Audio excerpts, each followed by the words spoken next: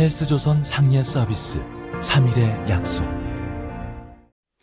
네, 여러분 안녕하십니까. 문재인 대통령이 어제 5.18 민주화운동 40주년 기념식에 참석했습니다. 문 대통령의 기념사를 몇 가지로 요약하면 이렇습니다. 첫째, 헌법 전문에 5.18 민주화운동을 새기겠다는 것입니다. 물론 이것은 임기 중에 개헌을 하겠다는 것을 전제로 한 발언입니다. 둘째, 발포 명령자 규명, 계엄군이 자행한 민간인 학살, 헬기 사격의 진실과 은폐 조작 의혹과 같은 국가 폭력의 진상은 반드시 밝혀내겠다고 했습니다.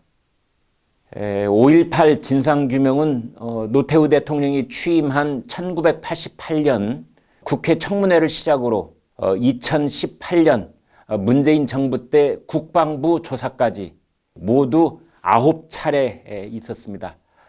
지금은 5.18 진상규명위원회가 특별법에 따라 본격 활동을 진행하고 있죠.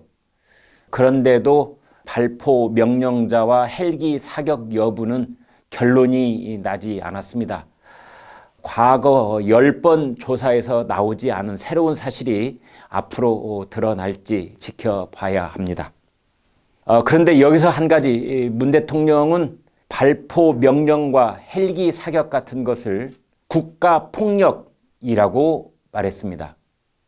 이 부분은 청와대의 대통령 연설문 작성자들이 실수를 한 것 같습니다. 왜냐하면 이 국가폭력이라고 하는 개념은 때로 국가가 가진 합법적인 고유 기능일 때가 있기 때문입니다.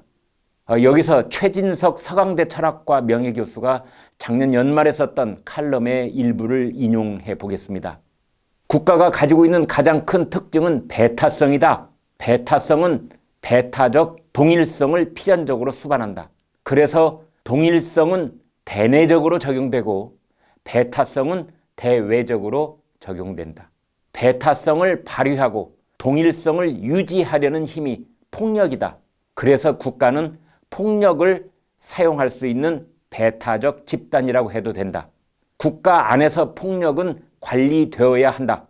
모든 사람들이 폭력을 임의대로 사용하면 국가가 유지되기 어렵기 때문에 구성원들이 가진 모든 폭력성을 다 거두어서 국가가 총체적으로 관리한다. 국민은 폭력을 사용하면 안 되고 국가는 폭력을 사용할 수 있다. 네, 이 국가라는 체제가 유지되려면 경찰과 군대라고 하는 국가 폭력은 필수 불가결하다는 뜻입니다. 이 국가 폭력이라는 개념은 학자에 따라 매우 복잡한 논쟁적 요소를 안고 있습니다. 자, 청와대가 만든 대통령 기념사에 국가 폭력이란 용어를 넣었는데 실수인 것인지 아니면 일부러 그랬는지 여러분께서는 어떻게 보십니까? 문 대통령의 5.18 기념사에서 세 번째 핵심 대목은 이렇습니다. 학살 책임자들이 이제라도 용기를 내어 고백한다면 오히려 화해와 용서의 길이 열릴 것이다 라고 한 부분입니다.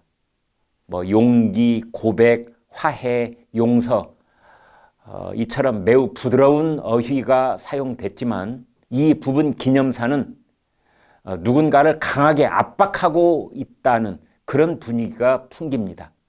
실제로 청와대 관계자는 이렇게 설명했다고 합니다. 강제조사가 이루어지기 전에 당사자들이 고백하는 것이 이 문제를 매듭짓는 최선의 방법이라는 뜻이다.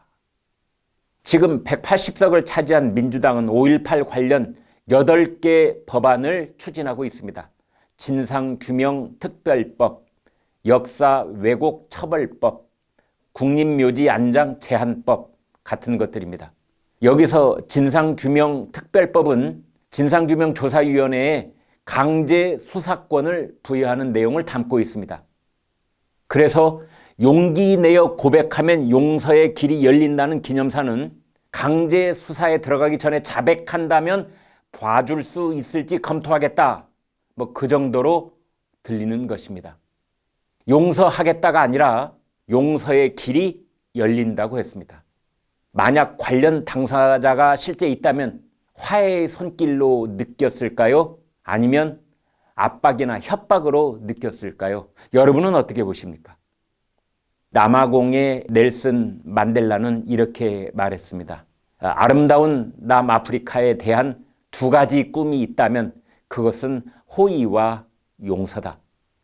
이 만델라는 조건 없는 화해와 용서만이 남아공의 흑백 인종 갈등 문제를 해결할 수 있다고 믿었고 실제로 그렇게 실천했습니다. 28년간 감옥살이를 하던 만델라는 1990년 2월 아내의 손을 잡고 감옥문을 걸어 나왔죠. 그는 자서전 자유를 향한 머나먼 여정에서 이렇게 말했습니다. 감옥 문을 나선 뒤에도 계속 그들을 증오한다면 여전히 감옥에 갇혀 있는 것과 다를 바 없다는 생각이 들었다. 자유롭고 싶었기 때문에 증오심을 내려놓았다. 네, 이 만델라는 그 뒤에도 이제 남아공에서 보복은 없다고 말했습니다. 내부를 결속시키고 통합시키는 방법 중 하나가 공공의 적을 만드는 것입니다. 이를테면 문재인 정부 전반부에 강하게 밀어붙였던 적폐청산과 같은 것입니다. 그러나 이것은 상대와 대립해야 하는 상황을 피할 수 없고 그 과정에서 자신들의 피해도 필연적으로 발생하고 맙니다. 만델라는 내부를 결속시키면서 피해를 보지 않을 방법, 그것은 조건 없는 용서였으며 간단하면서도 어려웠고 정치적 용기가 필요했습니다. 때로는 고백할 때보다 용서할 때 용기가 더 필요합니다. 김대중 전 대통령은 박정희 전 대통령을 1980년 공개적으로 용서했습니다. 사형 선고를 받은 법정에서의 최후 진술도 나를 마지막으로 정치 보복을 끝내라는 것이었습니다. 김대중은 광주 민주항쟁에 대해서도 수많은 희생이 있었지만 한국이 민주화에 성공함으로써 당시 민주 영령들의 한이 풀렸으니 이제는 용서하고 민주주의를 더 발전시켜 나가자고 호소한 바 있습니다.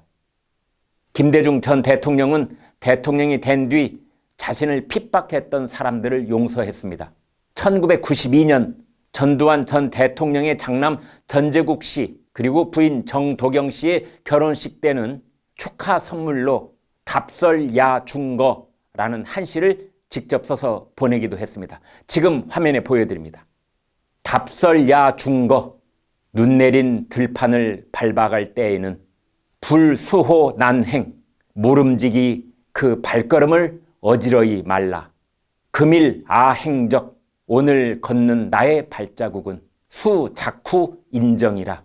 반드시 뒷사람의 이정표가 될 것이니라. 문 대통령은 진상규명을 다짐하는 5.18 기념사에서 처벌이 아니라 역사를 바로 기록하는 일이라고 했습니다. 문 대통령은 김대중 전 대통령이 전제국 씨의 결혼식에 써서 보내준 한시, 오늘 걷는 발자국을 어지러이 하지 말라.